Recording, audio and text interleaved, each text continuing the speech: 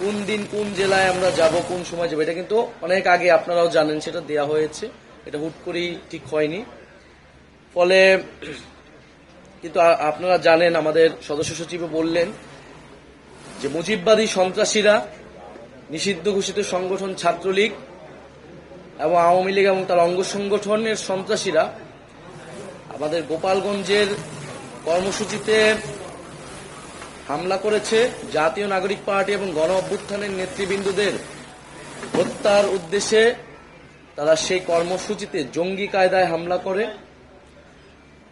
আমরা যেহেতু আমাদের কর্মসূচিটি ছিল যে 64টি জেলায় আমরা যাব, ফলে সেই ধারাবাহিকতায় আমরা গোপালগঞ্জ জেলায় গিয়েছি এবং গোপালগঞ্জ জেলায় গিয়ে আমরা অন্যান্য জেলায় যে কর্মসূচিগুলো করেছি সেই জেলার মানুষের সমস্যার কথা শুনেছি, সমস্যার কথা তুলে ধরেছি, গণ অভ্যুত্থানের কথা তুলে ধরেছি, জাতীয় নাগরিক পার্টির পরিস্থিতির কথা তুলে ধরেছি। সেই উদ্দেশ্যে আমরা আসলে গোপালগঞ্জে গিয়েছিলাম, যেখানে গোপালগঞ্জ জেলা, গোপালগঞ্জের রাজনীতি, গোপালগঞ্জের জনমানুষ, তাদের সমস্যা এবং জাতীয় নাগরিক পার্টির ভাবনা কি, আমরা সে বিষয়ে কথা বলার উদ্দেশ্যে গিয়েছিলাম এবং আমরা কথা বলেছি। আমাদের সমাবেশটিও সফলভাবে হয়েছে। আমাদের নেতৃবৃন্দ কথা বলেছেন, বক্তৃতা দিয়েছেন। কিন্তু আসার সময় আমরা যখন মাদারীপুর, গোপালগঞ্জ থেকে আমাদের পরবর্তী যাওয়া পথসভাটি ছিল মাদারীপুরে যাওয়ার ক্ষেত্রে সেখানে গোপালগঞ্জের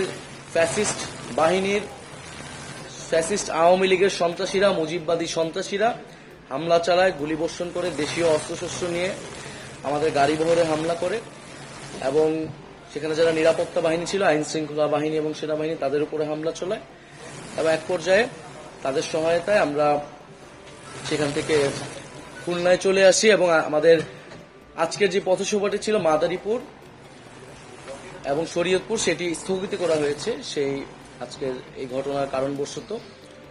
তো এই গোপালগঞ্জের আজকের যে ঘটনাটি ঘটলো, সেখান থেকে আমরা আমাদের সমাবেশটি সফলভাবে করে বের হয়ে এসেছি।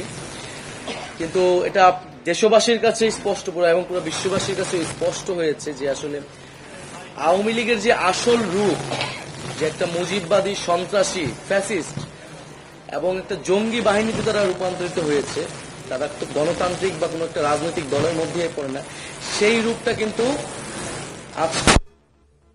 আবারও জনগণের সামনে, দেশবাসীর সামনে স্পষ্ট হয়েছে। এবং গোপালগঞ্জে আমরা 5ই আগস্টের পর থেকে শুনেছি যে গোপালগঞ্জের ভিতরে এই ফ্যাসিস্টদের একটা আশ্রয় কেন্দ্র হয়ে উঠেছে।